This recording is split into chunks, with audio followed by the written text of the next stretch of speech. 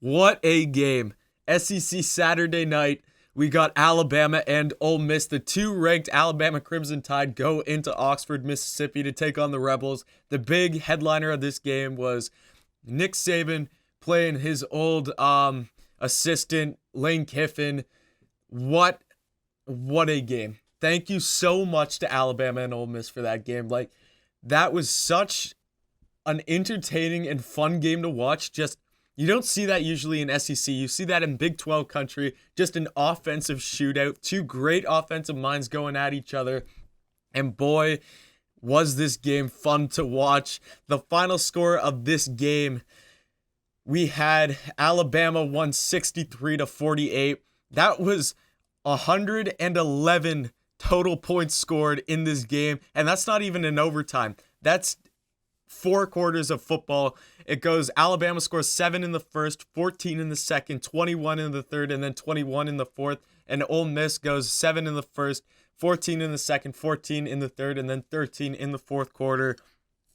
That was just such a fun game to watch. And we had offensive production all over the field, starting off with our quarterbacks today. Mac Jones throws 28 for 32, only 4 incompletions, 417 yards for 2 touchdowns with a 13 average. Put that man in the Heisman conversation. He has had an outstanding year so far.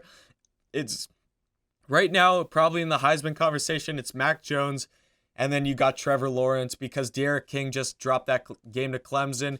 They're down big late in the fourth quarter. Matt Corral going 22 for 29, 380 yards for 2 touchdowns at a 13.1 average. That was a very well quarterback game by both guys. No interceptions, just a very good game for them passing and then rushing. Holy crap, both sides of the ball was unreal. Starting off with Ole Miss, a guy named Snoop Connor. Now, from what I know, I'm kind of an outsider to Ole Miss football. I cover the SEC a lot. The SEC is basically what I go in. That's what I follow the most is by far SEC football. I'm a big South Carolina Gamecock fan, and I'm constantly watching all the other SEC teams. So for Ole Miss, I know the main running back, at least going into the season, was Ely. But this guy named Snoop Connor comes in today, 21 carries for 128 yards for 2 touchdowns. And don't forget about Ely either. He had 19 carries for 120 yards for 2 touchdowns as well. Matt Corral also had 12 carries for 50 yards. But boy, what offensive performance by Ole Miss going up against a pretty good, or what a lot of people think is a pretty good Alabama Crimson Tide defense. But let's look at the rushing for Alabama. A guy named Najee Harris. I don't know if you've heard of this guy before. I know he hasn't had great seasons before. I'm just kidding. Najee Harris, the star running back for Alabama, 23 carries, 206 yards for a 9-yard average per carry. And get this, 5 touchdowns. Last game versus Ole Miss, it was Devontae Smith who had 5 touchdown receptions. Today we got Najee Harris with 5 rushing touchdowns. Brian Robinson also had 10 carries for 76 yards of his own and a rushing touchdown. And then Devontae Smith had that 1 rushing touchdown late in the game, which I thought I caught Mechie holding number 19 on Ole Miss's defense there. I was surprised that a flag wasn't thrown out there. I thought I saw that it was 3rd and long, but Alabama was able to get the job done. It was a very long 3rd and goal. And Alabama just went out there, ran the jet sweep to Devontae, and he was able to take it to the house. Receiving-wise, Devontae had 13 receptions for 164 yards for 1 touchdown receiving. Waddle had 6 receptions for 120 yards. Mechie 4 for 75. Najee Harris 3 for 42. Man, there's offense all over. Even going to the Ole Miss side of the receiving. A guy named Kenny Yeboah, 7 receptions. Now, that's not a lot of receptions. It's not a little, but it's not a lot. 182 yards for a 26 average, and he had 2 touchdowns. Holy crap, big day for the Ole Miss tight end. Elijah Moore, 11 receptions for 143 yards.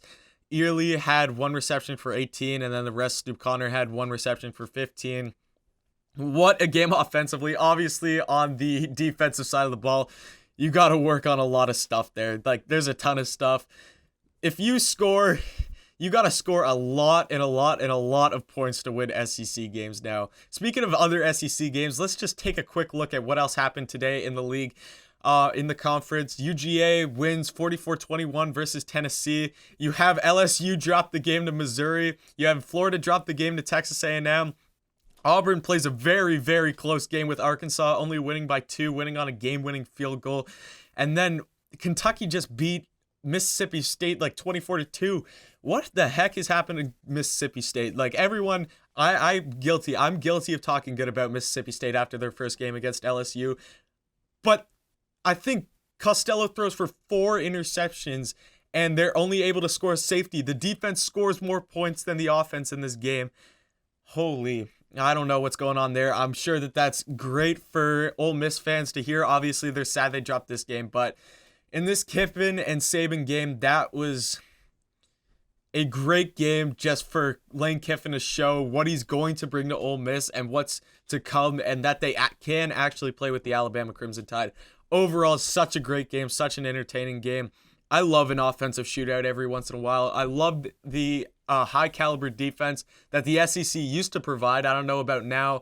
I think COVID has a big factor in why these SEC defenses are doing so poorly, because the offenses are just able to take advantage because you're not able to practice the amount of plays that you want to on defense and everything. And that has just taken such a hit. You had no spring football, and then you had going straight into conference games. So you didn't have that like FCS or group of 5 game before to really sharpen things out. No, you're going full slate right now. Ole Miss has played some good teams. Ole Miss has played, they had to play Florida straight off the bat. Then they had to play Kentucky last week, which they were able to win. And now they go to play Alabama. I've been really impressed from what I've seen from Ole Miss this so far. Alabama has the big game next week, though. They survive. So I'm guessing they're going to stay number 2 unless Georgia, with the big win against Tennessee, moves up to 2. Georgia comes to Bryant-Denny Stadium next week, and that is probably going to be the game of the year. Can't wait to watch that. I'm definitely going to do a post-game for that. I hope to intend to. That's my goal right now. Hopefully things don't change. But Jordan Battle goes out with a big targeting call at the end of that game, and he will not be able to play for the first half of that game versus Georgia. That's a huge loss, especially when it's all offenses rolling right now. You need as much help on defense as you can. It's going to be another very high-scoring game, in my opinion, although Georgia is the team who looks the sharpest on defense in the SEC right now. So Alabama's offense is obviously very, very elite. They have proved themselves over and over and over again. No questions about that, but they're going to be going up against a pretty good Georgia defense, so they're going to have to prepare for that. And this Alabama defense is definitely going to have to work some things out before the mailman Stetson Bennett comes into Bryant-Denny Stadium and has his own plan and everything to take over that game.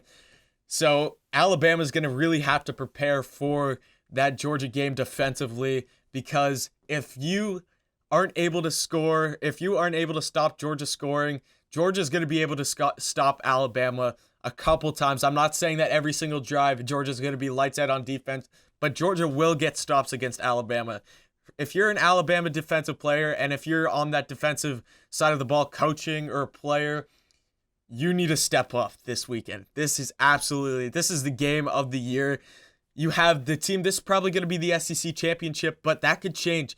If Georgia's able to win this game and Florida already has a loss, and Georgia was able to beat Alabama, that is going to be huge going into Jacksonville, because what are the odds Florida drops another game? They play LSU this week. Obviously, LSU's looking like a weaker team, but who knows what happens there. Florida still has to play. Who else does Florida have on that slate?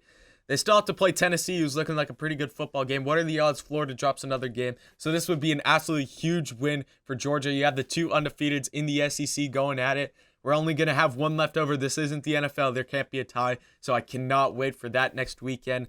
Ole Miss next week goes on to take on Arkansas, who's been playing some pretty dang good football.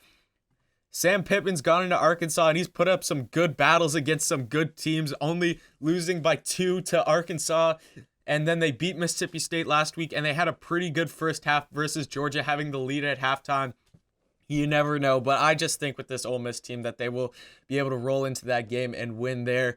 I'm going to have my SEC picks out tomorrow. That's what I plan to do. So if you want to stick around for those, definitely hit that sub button.